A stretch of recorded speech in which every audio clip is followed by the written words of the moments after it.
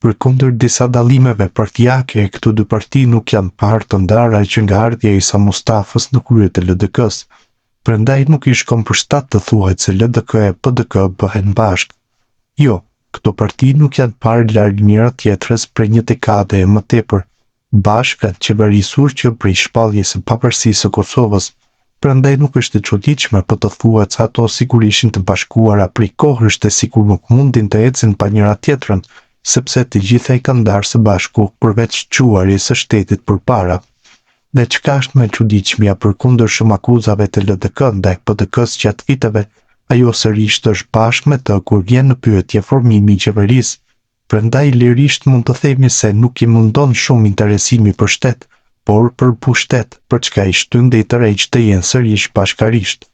Këtu nuk fajsohet PDK-ja sepse asnjëherë nuk ka pasur për çka të ankohet në LDK-n e dëgjueshme. E në çka është ankuar e akuzuar PDK nga LDK, mund të shohin të kaluarën e tyre në veçanti në fushatat parazgjedhore, kur edhe i vinte vjet e kuqe LDK se nuk do të qeverisnin bashkë me PDK. Por me përfundimin e zgjedhjeve, ajo vje kuqe merrte ngjyrën e gjelbër dhe bashkoheshin. Kësaj radhe nuk ka pasur asgjë të kuqe mes këtyre dy partive, prandaj ecë thuaj se nuk ishin bashkë.